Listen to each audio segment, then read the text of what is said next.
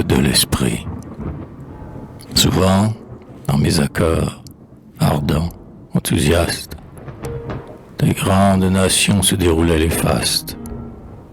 Où, détournant mes yeux de ce globe terni, je déployais mon vol au champ de l'infini.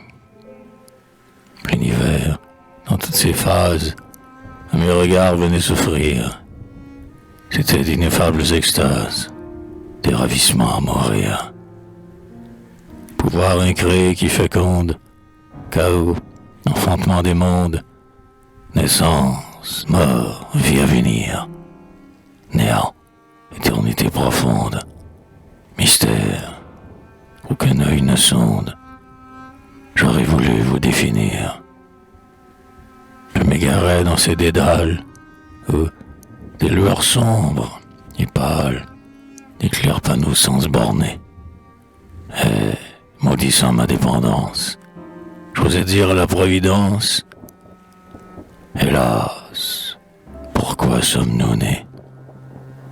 Ainsi, de son éveil, notre pensée immense ne saurait s'arrêter. Où l'inconnu commence, elle aspire plus haut, elle ose tout sonder. D'une ardente lumière, elle veut s'inonder.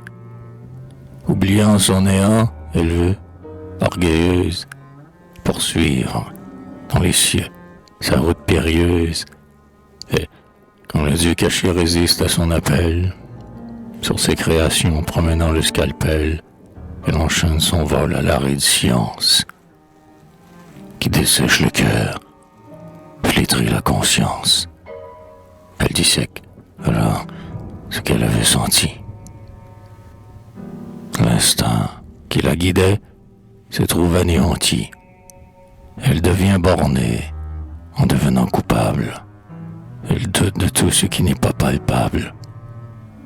Fière de son pouvoir, froid, superficiel, elle explore la terre, analyse le ciel, et des mondes sans nombre signant l'harmonie, les rend indépendants de ce Dieu qu'elle nie. Malheur dans leur démence, aux mortels assez vains, pour vouloir pénétrer ces mystères divins.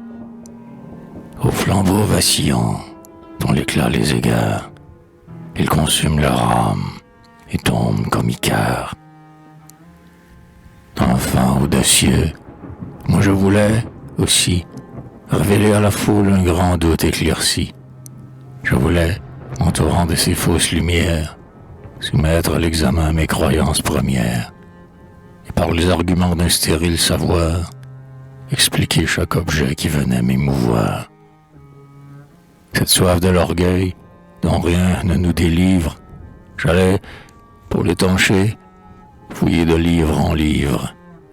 J'interrogeais longtemps les esprits renommés qui tracent, ici-bas, des sillons enflammés. Êtres présomptueux, créateurs de systèmes qui n'ont point résolu nos éternels problèmes et qui, pour imposer leurs ténébreuses lois, ont tari l'espérance en altérant la foi. Mais celui qu'en naissant, la poésie embrase, de ces sucs corrompus n'épuise pas le vase. Il effleure ses bords, rejette ses liqueurs, et force son esprit à croire avec son cœur. Au sein de ses erreurs, la vérité surnage.